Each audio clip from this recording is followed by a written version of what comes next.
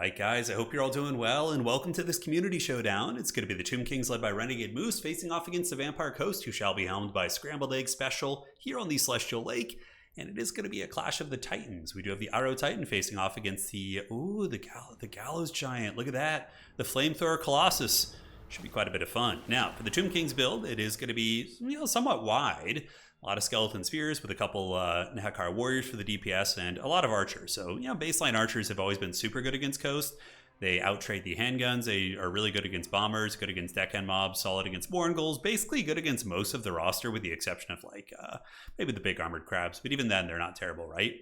Arkan the Black is going to be here, which is, I think, an ideal choice. Arkan is really good, and if there's any spooky ghosts, he's going to be able to Spirit Leech and Buna, dropping summons on, cannons or weapons. So, it's all good. It's very, very strong. So Arkan is a great choice, in my opinion. And the Arrow Titan, this should be interesting. He sucked in the past and typically struggled to pay for itself, but he did get buffed in this patch with, I believe, the new impact hits that saw buffs for a lot of SEs. So we'll see how he does. And I think that's it for the army. Yeah, very, very wide force there. Now, looking at the forces of the Admiral, Scrambled Egg Special, he's going to be rocking the Zombie Pirate Deckhand Mob Halberds in the front, mixed in with some of the cheaper ones. Bomber Mobs in the secondary, which, of course, suffer really badly against the Archers. But if they can avoid the Archers, maybe use the trees, get a nice little ambush here, they will be able to melt these Skeleton Spears and then Nehekar Warriors very, very effectively. Our War Crabs being called in. Lamprey's Revenge, and it is going to be a Vampire Caster of Death. I would imagine he probably has another caster in reserve to bring out healing, because if you're going to be going for a big, expensive ROR like this, you need healing to support it. So, on paper, you look at this thing and you're like, wow, it's awesome, right? It does fire damage, which is great against undead. It discourages leadership, which is going to help crumble things. Super high DPS on paper, but it has this weird thing where it doesn't, aim very well at infantry formations and tends to just kind of be lackluster. But I hope to be proven wrong. That would be super, super cool. So we'll do a tiny bit of fast forwarding while the players posture for position. Both players taking their side, and it looks like the Royal Rumble is going to be for the objective. Oh, it's the Kaiju fight. They're going. He's going to be getting the Flamethrower all lined up here. So here it comes. And look how limp that little beam of fire is, too. See what I'm saying? It shoots at the edge of the formation. I wish GA would rewrite the code on that, where it would shoot at the middle of the formation. It just kind of tickles the outside. Now, I've seen the Gallows Giant do well. If it shoots down the side of a formation, it can really roast and do a ton of HP damage. And I think that's why Scrambled Egg Special is moving in this way. It looks like he's moving out to the side to try and get that sweet angle there. Now, up in the sky, we do see Carrion being called in. So Carrion are going to be used to go after what? Probably the Bomber Mobs, I would suspect. They are one of the big problem children here. And Renegade Moose is having the objective secured for now. He does have these Skeleton Spears and all the Archers in position. So we do have triple Archers ready to go. They're going to be shooting at the Gallows Giant. Meanwhile, the Carrion not engaging, just kind of teasing the engage. And for the Tomb Kings, we do have a Screaming Beam Catapult back here, which Tomb Kings are really, really good at defending their backfield. They're quite excellent at that. Ark of the Black is going to be Spirit Leeching the Vampire Admiral, and he does also get Spirit Leeched himself, so it seems like both players are just kind of, tickling each other's pickle with Spirit Leeches. But the Arrow Titan does have a free Spirit Leech and Shem's Burning Gaze. Archer is going to be shooting up and partially over the tree line, making contact with the Bomber Mobs, but those Bomber Mobs and Scrambled Egg probably still will get good contact if he does move into the tree line here. Now, where's the Colossus? Okay, the Arrow Titan is here, and on the other side, we do see the Necrophex Colossus ROR. Looks like it's going to be taking some pot shots at the Skeleton Spearman here and just being a limp noodle. Okay, there he goes, trying to refresh his ammo or reload his ammo, the animation. Nehekar Warriors do get hit with a partial bomb, but here we do see, the Vampire Fleet Admiral getting its butt kicked by the big Titan here.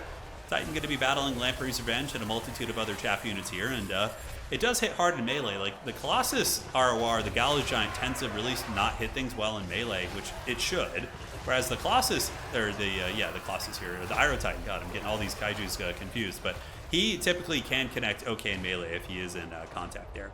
So Catapults bombarding, very, very effective on the flanks. We do see the Skeleton Horsemen intercepting the Deckhand Mobs. A couple Archers providing a little bit of fire support, and the entire Archer line is firing, but they are obstructed by the trees. Perhaps the Tomb Kings maybe got a little bit crunk here. They could have potentially waited for the enemies to come out of the tree line, whereas they did move into the range of the bombers and whatnot. I think maybe sitting back a little bit deeper and just, forcing them to come to you since you have the objective advantage.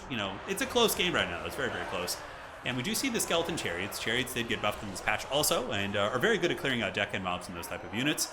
Meanwhile, though, that Archer line generating fat DPS, and we do see the Arrow Titan here getting a little bit beat up. I think the Lamprey's Revenge was able to put some damage down, and there might have been some tertiary help coming in from some of the halberds on the ground, and also Spirit Leeches from that Vampire Admiral there. who is the pistol variant. Yeah, looks like it's the pistol variant. So the Colossus, or the Iron Titan, does pull back, and he is going to be getting a big old restore. Ark of the Black getting tickled with the Spirit Leech, so both players using the evil magic against one another. However, the Tomb Kings would probably, who would suffer more? I would say the Tomb Kings might suffer more losing their Lord just because of how powerful and expensive Arkan is compared to the generic Lord that has been brought by the Coast player, which could probably just resummon it. Coast also does have double caster. Yeah, they have a captain, and they do also have an admiral, so they do have the double character there. On the other side of the battlefield, we do see the Chariots putting in a ton of work, rear charging into the back of the deckhand mobs here, immediately crumbling those, and it looks like the baseline Lord for the Vampire Coast is dead.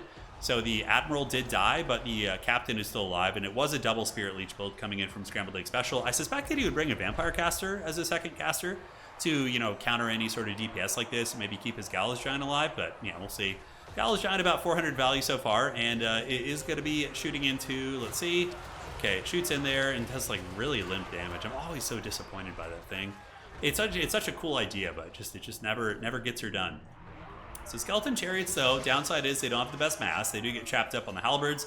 It looks like the Night Terrors were also able to flank them and pin them in a little bit, so some of those guys will go down. Archers should definitely be switched onto the Mourngulls. Mourngulls are a big problem, but the leadership is going to be hurting the forces of the Vampire Coast quite a bit. Look at that, man. Spirit Leech going down to the Vampire, and he gets peppered. He gets pin-cushioned by all these Skeleton Archers, which means there's going to be no more magic. And Arkan is on the run. No more Lord unsummoning, so you can't hide your Lord or, by teleporting it away magically to preserve your army's leadership. You got to just hide him in the corner of the map and take your chances here. But the Titan, I think, is going to contribute a lot more to the game. It's already up to 1,400 value, which is actually quite good for how it normally performs. And the Vampire Coast does look to be on the back foot. The Scrambled Egg Special has been one of the top players on our leaderboard for tournament play for several seasons. Renegade Moose has been top 16 in the world for several seasons too, but Scrambled, I think, has been a little bit closer to the top 5, so if anybody can scrap their way back, it's going to be him. So here we do see the Horsemen concaving in on these units, and the Vampire Fleet Admiral probably going to start overcasting Spirit Leech on Arkan if he gets too close. Here on this side, the Mourngulls, who basic Mourngulls are buffed. Night Terrors, of course, still are very hard hitting. They are able to clean up these Horsemen, it looks like, and potentially maybe could start making a play for Objective 2 with a little bit of support. And the Overcast Spirit Leech, I suspect, has got to be the play. If Arkan goes down, there's so many units here that will, potentially start crumbling, right?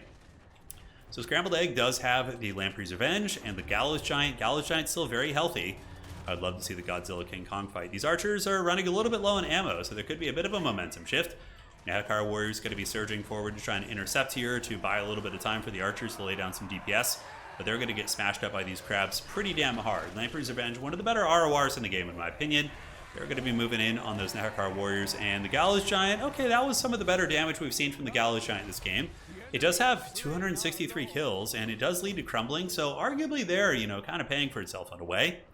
And here comes the Legion of the Undead. The zombie-powered deckhand mob's going to be surging forward. This is one of the big weaknesses of Vampire Coast, is how slow they are to reinforce once they lose ground, just because their deckhand mobs have very low speed. Personally, I think a nice change for Vampire Coast would be, and I don't think it would affect land battle or conquest mode in any way, would be to buff the zombie-powered deckhand speed up to 28. Are they really that much slower than a Nurgle Plague Bearer? I feel like it would be in the same ballpark, and Plague Bearers, when they first were released, had 23 speed, but they got buffed up because it was just too haggard. And they couldn't really get, when they got shot to pieces, or they just couldn't get to the points quick enough. I know the argument could be made that Vampire Coast does also have a good gun line, so they don't really need to have that kind of speed on their infantry, but I do think it might not be unwarranted. It's just food for thought, really. But the Iron Titan kind of chatting it here. He gets in there with his big old stick and his fire damage, and he's putting a bit of a whooping down here on the crabs. And Lamprey's Revenge are on fire. They're crumbling. That is going to be mitigating their healing, of course. And the Gallows Giant, oh man, okay. He's hanging in here at 7,000 HP, 850 value. The Clash of the Titans is what we're all here for. Oh, there's I just whipped him. That was pretty funny. But yeah, Gallows Giant is whooping on that Necrotech, but Big Papa is going to be coming in to protect his little brother. And for sure, the Titan will defeat the Colossus in a straight-up fight, I would imagine. The Colossus is more of an anti-infantry fighter as it pertains to its melee. And we do see the Vampire Coast being fended off here. The Lamprey's Revenge gets clubbed by that Titan. And there's also back pressure coming in. We got archers moving up as well as skeleton horsemen. Catapults still very much functional and online. Screaming Skull catapults have always been super good against Vampire Coast. And here you can see they are continuing that legacy of glory. So the Titan hanging on to the objective. A couple chariots moving in. A little bit risky to charge him into the tree line where there is some mass as well as the Colossus. But they still make some decent impact damage. Meanwhile, the catapult Overwatch Fire is potentially going to be leading to a little bit of crumbling here. Will the Tomb Kings get objective 1? They are massively ahead on points right now, so arguably just kind of hunkering down on objective 3 and just kind of continuing to win the value trading might be the optimal way to play. A little bit hard to say. Chariots do get tar pitted, and they're now frostbitten, probably going to end up dying here.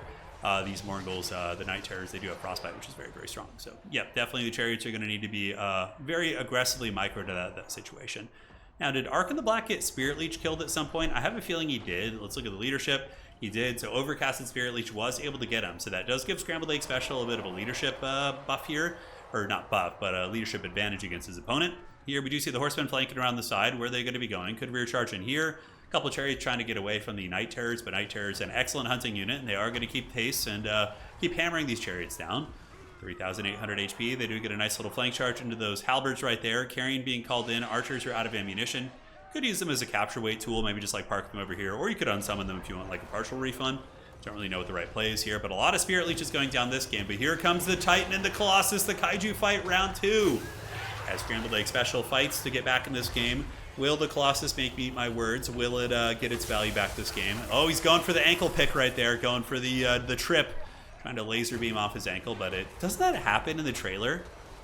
Oh, it does.